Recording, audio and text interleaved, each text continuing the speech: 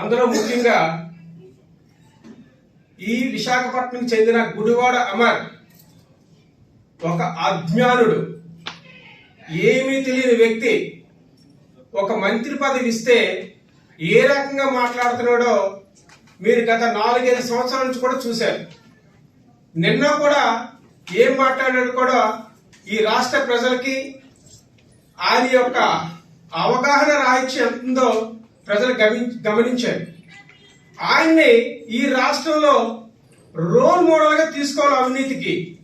అందుకే ఈ రాష్ట్రంలో అత్యంత హీనంగా ఓడిపోయిన వ్యక్తి గుడివాడ అమర్. ఎంత అవినీతి పరుడని ప్రజలు నమ్మారో ఈ రాష్ట్రంలో అత్యధికమైన మెజారిటీ తీసుకునే వ్యక్తి పల్లా శ్రీని గారు. దానికి ముఖ్య కారణం ఈ యొక్క గుడివాడ అమరే. ఈ అమర్ అతను చేస్తున్న ఐటీ మినిస్ట్రీ పక్కన పెట్టి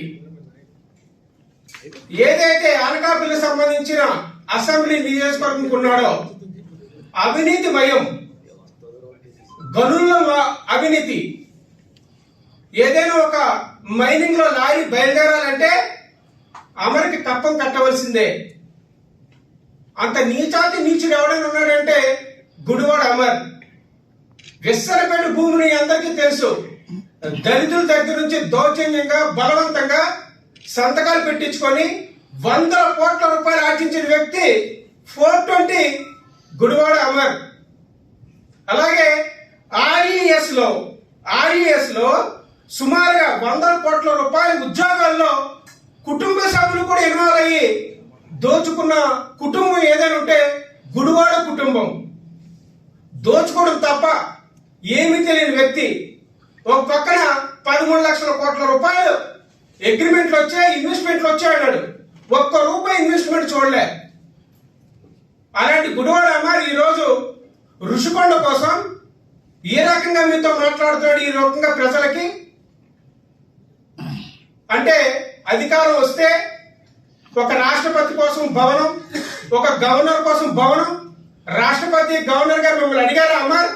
ఒక పక్కన రాష్ట్రం అప్పుల్లోకి వెళ్ళిపోయి, ప్రతిరోజు అప్పుల్లోకి వెళ్ళిపోయి, ప్రభుత్వాస్తులు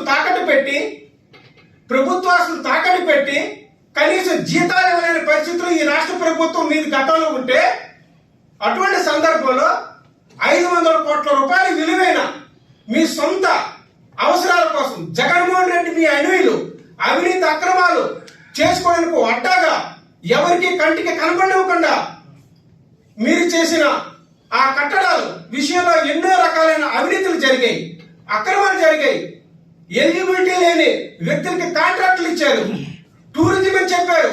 ఓ పక్కన రాష్ట్రపతి భవనం అంటున్నావు, అదే మంత్రి గవర్నర్ భవనం అంటున్నారు. అదే మీ మంత్రులే ఈరోజు జగన్మోహన్ రెడ్డి వచ్చి మళ్ళీ అధికారంలోకి వస్తే అక్కడ మేము పరిపాలన సాగించవచ్చు, సౌలభ్యం ఉంటుంది. ఒక 3 మెన్ కమిటీ పంపించాం, 3 మెన్ కమిటీ దీనికి ఇక్కడ ఉంటది. వాళ్ళు చెప్పిన దాని ప్రకారం ఇక్కడ మేము పరిపాలన చేస్తాం. జగన్మోహన్ రెడ్డికి ఇది కేవలం జగన్మోహన్ రెడ్డి ప్రభుత్వ సొమ్ముతో ఒక్క రూపాయి ఖర్చు పెట్టకుండా, ఒక్క రూపాయి